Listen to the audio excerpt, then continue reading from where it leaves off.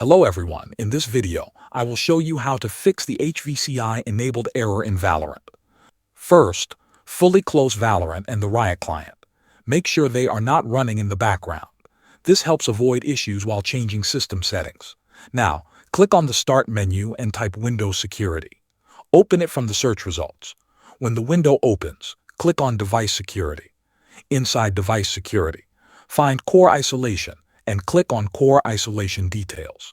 This section controls advanced protection features in Windows that can block Valorant. Here you will see an option called Memory Integrity. This feature is also known as HVCI. When it is turned on, Riot Vanguard may not work correctly, and Valorant can fail to launch. To fix the error, turn Memory Integrity off. Windows will tell you that a restart is required. This is normal. Close everything and restart your PC. Do not skip this step because the change will not apply without a restart. After your computer turns back on, open the Riot client and launch Valorant again. In most cases, the game should now open normally without the HVCI enabled error.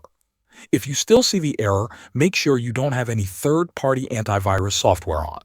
Turn off memory integrity in it as well if it has an option. Thanks for watching.